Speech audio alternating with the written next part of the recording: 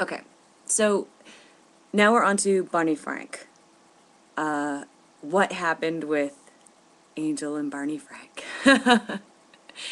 Well, like I mentioned in my intro to this, I am a citizen of the 4th District in Massachusetts, so Barney Frank is my representative.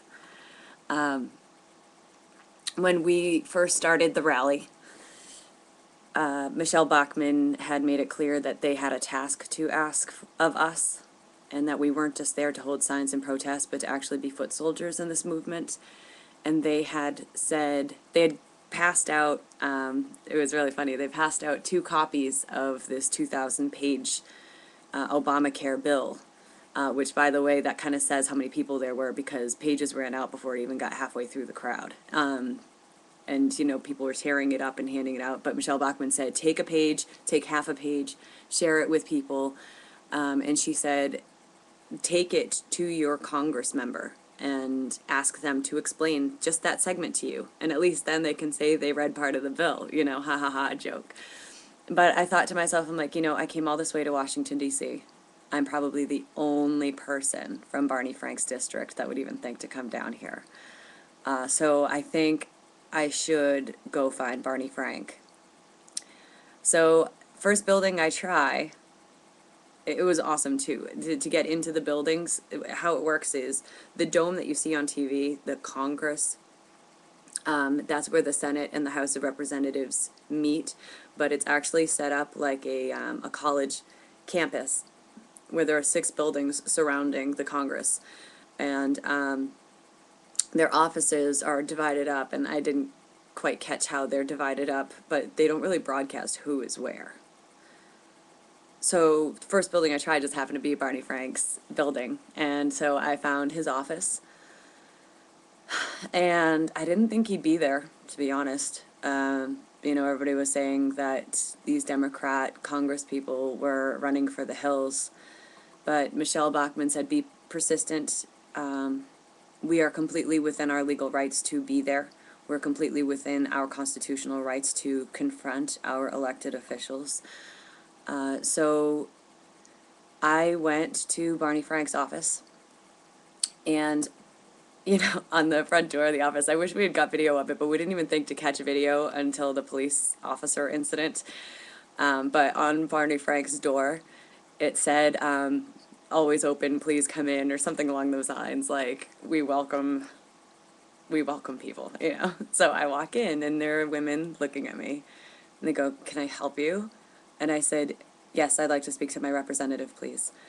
And they said, who's your representative? Barney Frank is my representative. Where are you from? Massachusetts.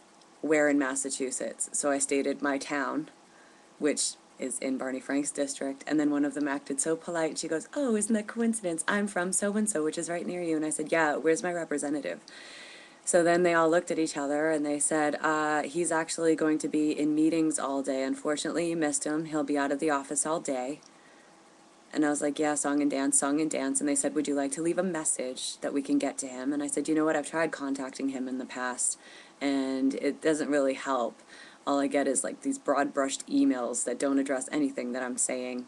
And the woman got kind of short with me, but just as she was about to ask me to leave, Barney Frank comes backing through the door. Now you see that in our teaser on Coat Rack. What you're seeing is Shane had it recording for a split second, and you see Barney Frank backing into his office, yelling at a woman through the door and trying to slam her out of it. And he was threatening to call the cops on her, and he said to her, I have no legal obligation to talk to you. You are not from my district. Please leave me alone, or I will call the cops and have you arrested.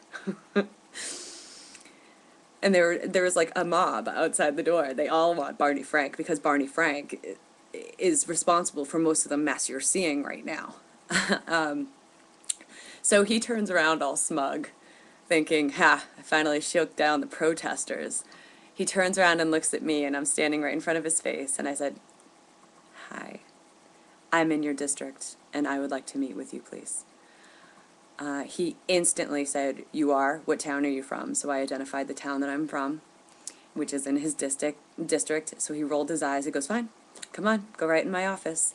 So he asked Shane and I to join him in the office. And I heard that Barney Frank can be a pompous, fill in the expletive. And I really thought I'd give it the benefit of the doubt. I thought maybe certain people are just painted away and maybe they can be reasoned with. Now, I'm not saying I ever thought Barney Frank was a smart or nice guy.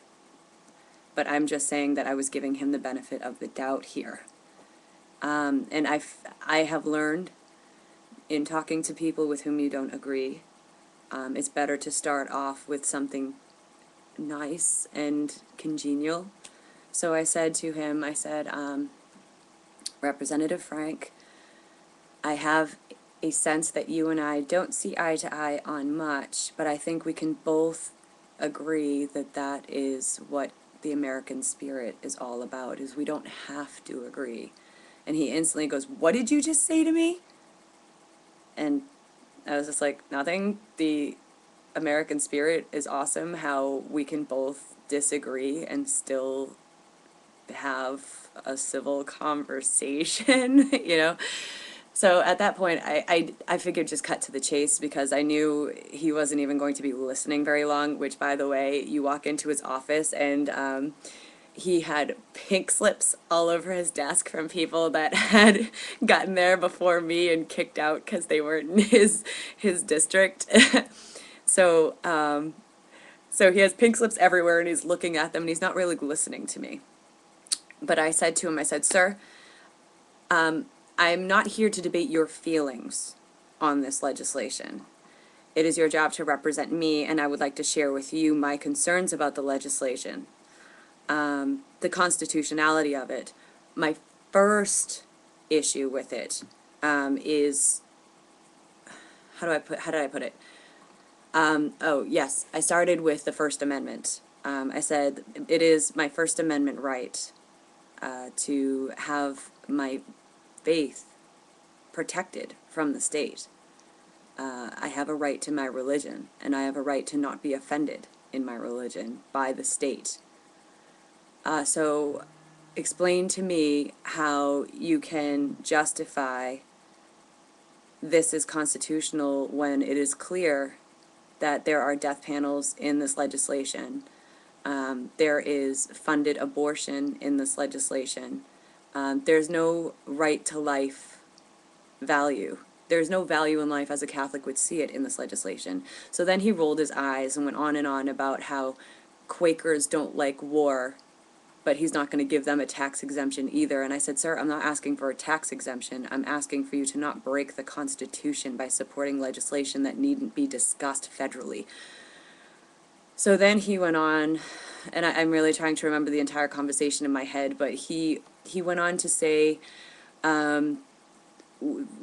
this is democracy, or he said something about democracy, and he won through democracy, so obviously more people agree with him, therefore he is justified in what he does, and that is constitutional.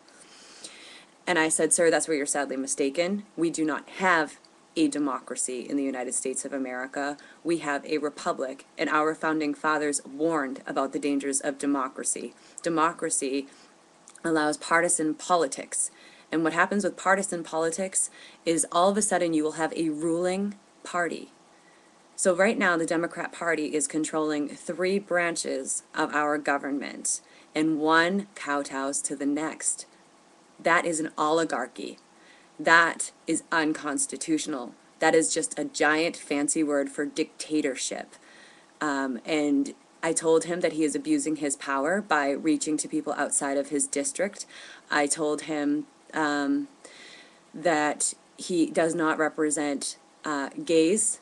He does not represent Democrats. He represents every American citizen in the 4th District of Massachusetts, whether he agrees with them or not. And he took an oath to uphold the Constitution in our best interest, all of us in the 4th District.